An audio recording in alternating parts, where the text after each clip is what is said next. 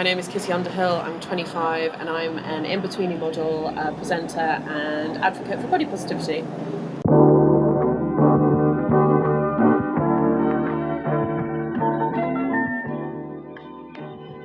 When I first started out in the modelling industry, I kind of found that, again, I kind of didn't really fall into straight size. I didn't quite fall into plus size either. I'm kind of on the smaller end of plus size.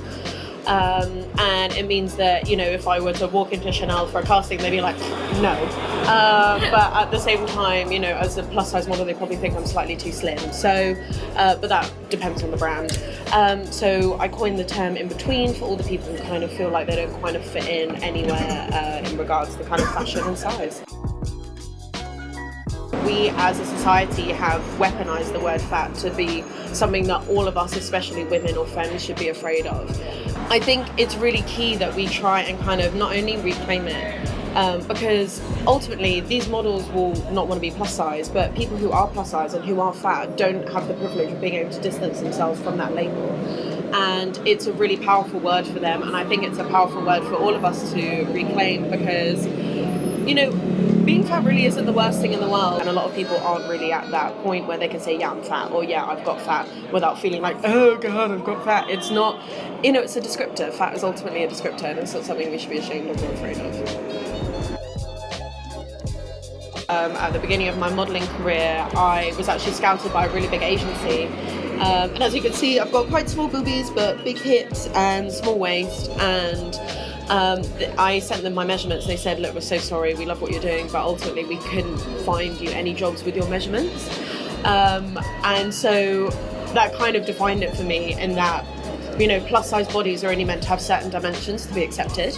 So, you know, they're meant to have big chests, small waist, big hips, have that perfect hourglass figure that a lot of fat and plus size women actually don't fit into. It's about trying to navigate my way through the industry when the industry doesn't know my place either, and I'm trying to, you know, put my feet out there and make that place for myself. We have to be kind of critical of it, because at some point, are they just trying to sell us back empowerment? Are they just trying to sell us something that was ours just so that, you know, they're playing to our insecurities and, you know, trying to make money off of it? So I think if it comes from a genuine place, I think it's amazing, and I think representation is so incredibly important, but it has to be done right. And it's not a low bar thing to do diversity and representation right. You've got to really work at it and really care about it, rather than be like, oh, well, diversity is trendy right now, let's have one plus size woman and one black woman and say that's diverse. And then miss out disabled women, trans women, Asian women, like all kinds of people. But they'll say, oh, but it's kind of diverse, and think that's enough, but it's not, and we continuously deserve better. For example, even in body positive campaigns like Airy, a lot of the models are still very slim, still very, like, most of the time hourglass shaped. Yes, you'll see those stretch marks, and that's really awesome. They're making a step in the right direction, but I still think we should demand more from these brands. You know, a really good example is the Misguided BU campaign. There are fat black women, there are disabled women, trans women, like all sorts of people that should be visible and deserve to be seen in that campaign, and I think that was such an incredible example of how other brands should follow suit. And that was really difficult, you know, trying to unlearn, because it stems ultimately from fat phobia, and trying to unlearn those kind of messages about how you should and shouldn't look, what a good body is, what a bad body is so difficult. And, you know, it's only once I got to university I was learning more about feminism. I found body positivity on Tumblr, fat acceptance, and it was like a light bulb went off in my head and was like, oh my god, I actually don't need to look a certain way to be beautiful.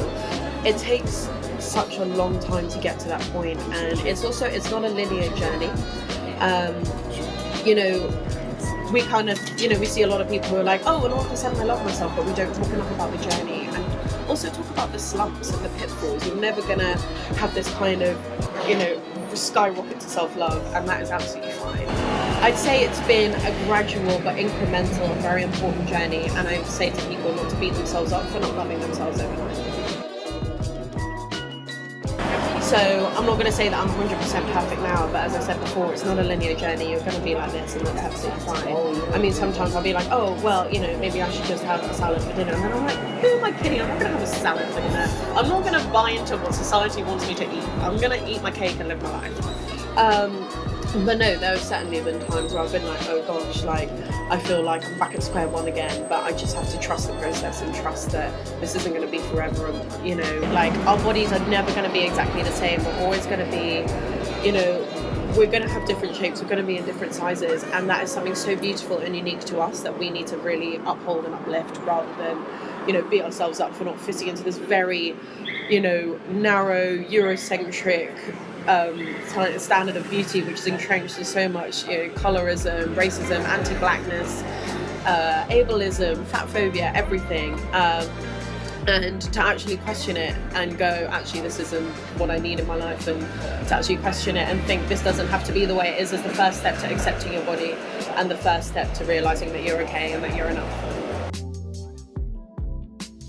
The advice I'd give is to start questioning everything, which I know sounds like a really kind of matrix kind of answer, but you know, things aren't just the way that they are for no reason.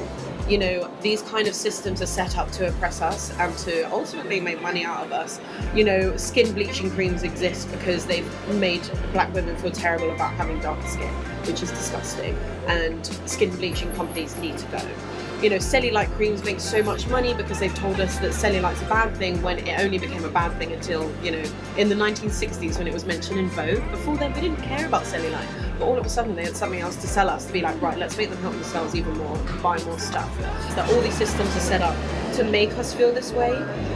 You inherently are not flawed. Your skin colour is not flawed, your hyperpigmentation isn't flawed, your stretch marks are beautiful, your gender, in whichever way you decide to express it, is incredible.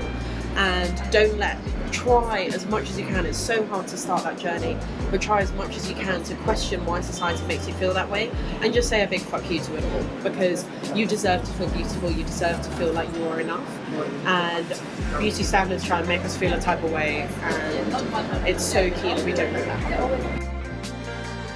5 years time, I'd really love to be doing more talks about body image. You know, I hope that with my modelling career I can show people that, you know, you don't have to fit into a certain type of curvy in order to be beautiful or accepted. And I hope that with visibility I can help people feel that way. And I hope that the more that my career grows, I'll be able to put out that message more. And I really want to help uplift. You know, ultimately, I'm still a very privileged woman. I'm cisgender, I'm white, I'm able-bodied, and there are a lot of privileges that I have that many others don't. And I would love to be in a position where I can uplift as many people as possible and give other people opportunities that they wouldn't necessarily have been.